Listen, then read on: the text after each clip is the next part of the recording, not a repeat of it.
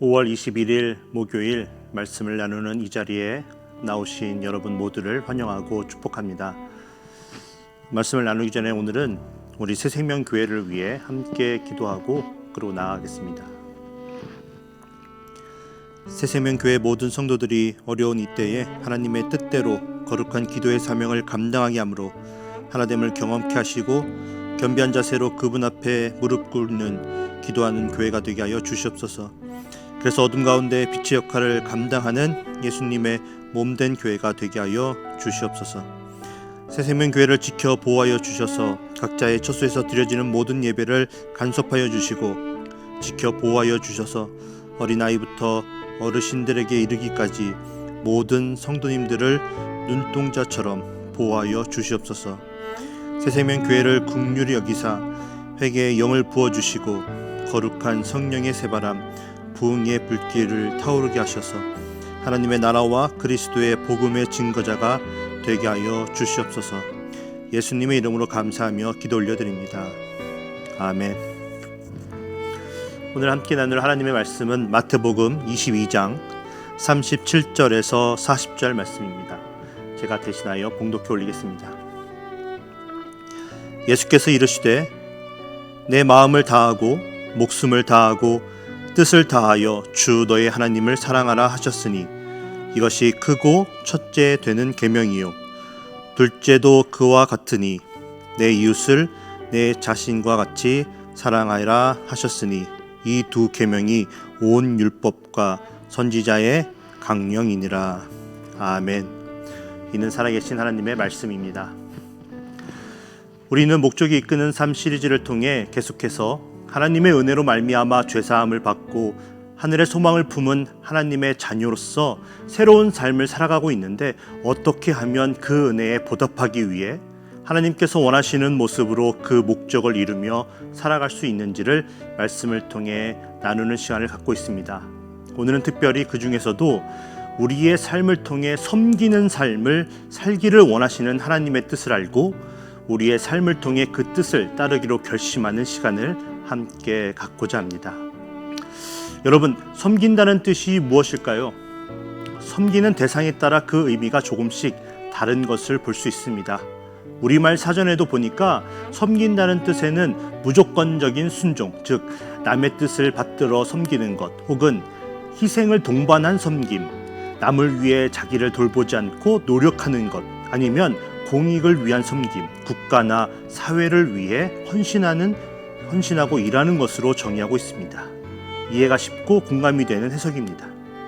그리고 이런 섬김의 의미는 대상이 다를 뿐 우리 크리스천에게도 적용이 되는 것을 볼 수가 있습니다. 그렇다면 하나님의 자녀인 우리들에게 섬김의 대상이 누구일까요? 그 대상에 따라 우리가 무엇을 하면 하나님이 원하시는 섬김의 삶을 우리가 살게 되는 것일까요?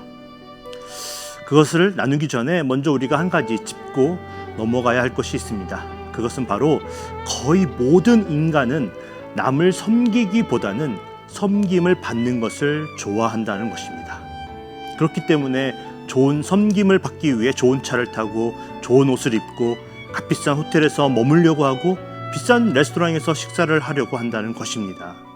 그리고 그런 섬김을 받기 위해서는 많은 돈이 필요하기 때문에 열심히 공부해서 좋은 학교를 가고 좋은 직업을 갖기 위해 피나는 노력을 한다는 것입니다.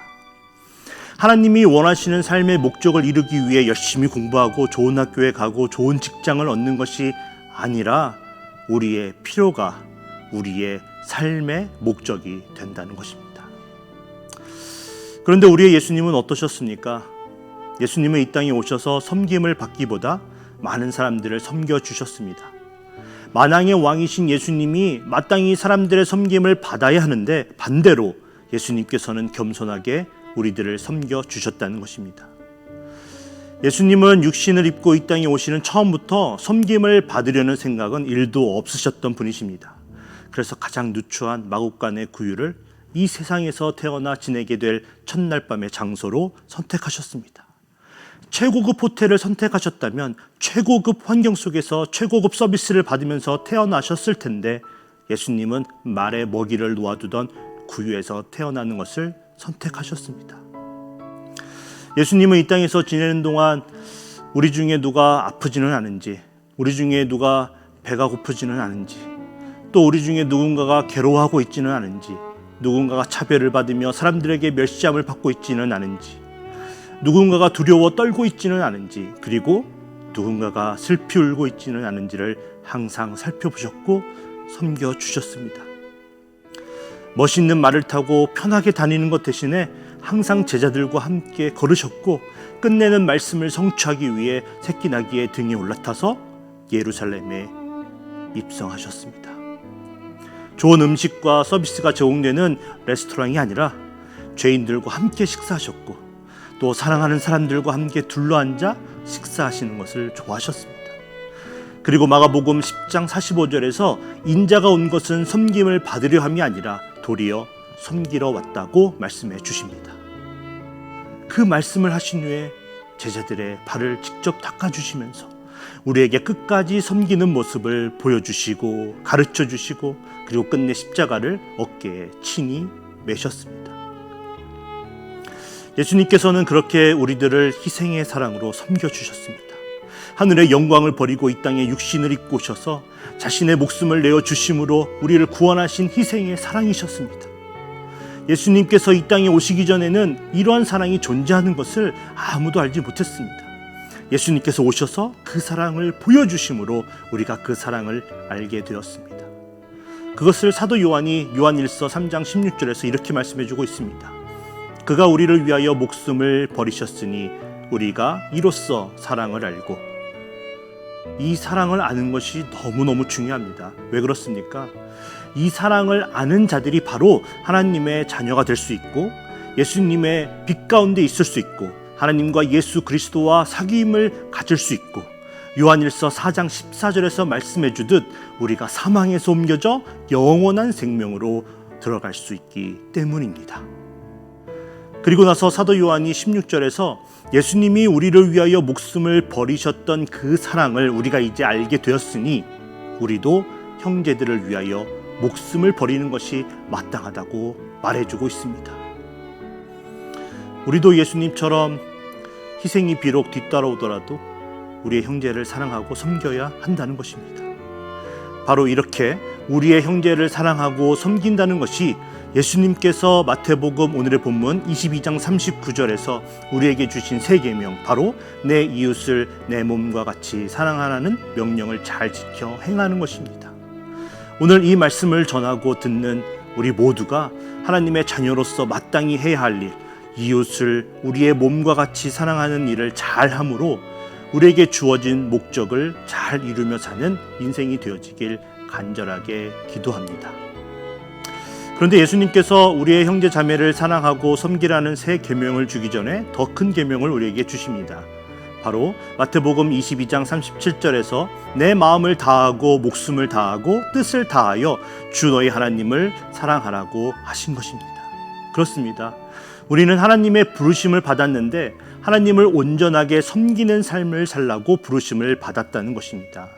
그렇다면 우리가 어떻게 하나님을 온전하게 섬길 수 있을까요? 먼저 사도 바울은 로마서 12장 1절에서 그러므로 형제들아 내가 하나님의 모든 자비하심으로 너희를 권하노니 너의 몸을 하나님이 기뻐하시는 거룩한 산 제사로 드리라. 이는 너희의 드릴 영적 예배니라 라고 말해주면서 우리는 우리의 몸을 헌신하여 거룩한 산 제사로 드리며 하나님께 예배드리는 섬김을 위해 하나님께서 우리를 자녀 삼아 주셨다고 이야기해주고 있습니다. 하나님께 찬송하며 그의 이름을 영화롭게 하는 예배야말로 하나님을 섬기는 가장 기초가 되는 우리들의 모습일 것입니다. 이 세상의 그 어느 것보다 예배에 임하는 우리들은 항상 마음을 다하고 목숨을 다하고 뜻을 다하는 모습이 되어야 할 것입니다. 하나님을 섬기는 두 번째 방법은 에베소서 4장 12절에서 사도 바울이 우리에게 말씀해 주듯이 맡겨진 봉사의 일을 섬기는 마음으로 충성되게 함으로써 그리스도의 몸이 되시는 교회를 잘 세워나가는 것입니다. 에베소서 4장 7절에서 11절을 보니까 예수님께서 하늘로 올라가실 때에 우리 각 사람에게 그리스도의 선물의 분량대로 직분을 허락하시고 그 직분으로 온전하게 봉사할 수 있는 길을 우리에게 허락하셨다고 말씀해주고 있습니다. 우리가 아무것도 하지 않으면서 예배만 잘 드림으로 하나님을 섬길 수 있죠. 하지만 말씀은 우리가 교회에서 여러 가지 직분으로 그리고 맡겨진 사역으로 예수님이 머리가 되시는 교회를 잘 섬겨야 한다고 말해주고 있습니다. 그래야 우리를 교회라는 공동체 안에서 모든 기관들이 잘 협력하며 돌아갈 수 있고, 그것이 바로 하나님께 예배드리는 것과 직결되어 그 예배를 더욱더 풍성하게 은혜 가운데 드릴 수 있게 되기 때문입니다. 여러분에게 어떠한 직분과 사명이 주어졌습니까? 우리의 공로가 아니라 하나님께서 교회를 잘 섬기며 하나로 세워나가라고 선물로 주신 것이라는 것을 우리가 알고 충성하는 마음으로 그리고 섬기는 마음으로 협력하며 나아가는 우리 모두가 되시길 간절하게 기도합니다. 마지막으로 우리는 우리 교회라는 울타리 안에서만 머물러 있으면 안 됩니다.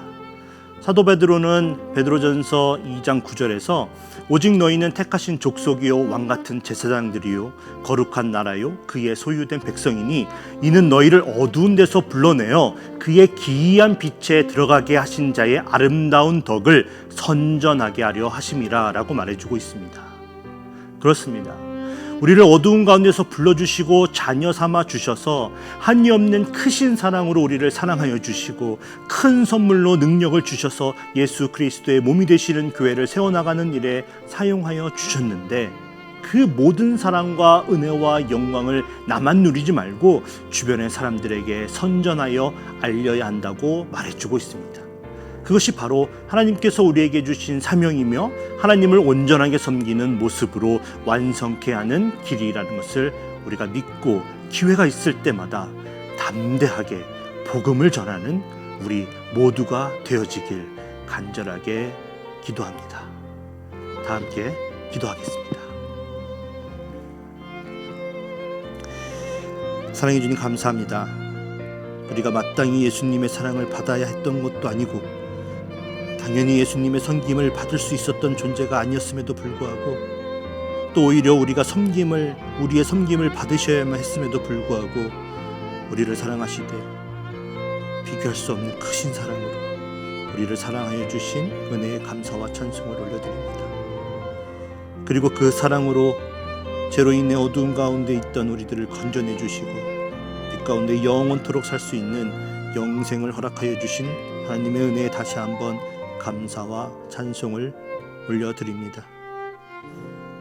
우리들 더 이상 우리들의 필요를 위해 그것들을 목표 삼아 살아가지 않도록 도와주시고, 섬김을 받기보다 섬기는 모습으로 살아가는 우리 모두가 되게 하여 주시옵소서. 이를 위해 하나님께 온전하게 예배드리며 그리스도가 몸이 되시는 교회를 맡겨진 직분과 사명을 잘 감당함으로, 그리고 그 복음을 믿지 않는 사람들에게 최선을 다해 전하는 우리 모두가 되게 하여 주시옵소서. 예수님께서 우리에게 보여주신 것과 같이 우리도 우리의 이웃들, 가족들, 교회의 식구들을 사랑하며 섬길 수 있는 사랑하는 마음을 우리에게도 허락하여 주시옵소서. 코로나 바이러스로 인해 도움이 필요한 우리 형제 자매들이 있습니까? 코로나 바이러스가 아니더라도 육신의 질병으로 인해 또 마음의 상처로 인해 힘든 시간을 보내고 있는 형제 자매가 있습니까? 우리가 그것을 알게 하시고 또 도울 수 있는 방법도 알게 하셔서 기꺼이 섬기는 마음으로 잘 도와서 모든 어려움과 힘든 시간을 승리로 마무리하는 우리 모두가 되게 하여 주시옵소서. 그렇게 섬기는 모습들을 통해 오늘 하루도 하나님께 칭찬받으며 하나님의 사랑과 은혜 가운데 충만함으로 나아가는 우리 모두가 되게 하여 주실 줄 믿고, 우리를 사랑하시되 다함이 없는 사랑으로, 비교할 수 없는 사랑으로 사랑하여 주시는 예수님의 이름으로 감사하며 기도 올려드립니다. 아멘.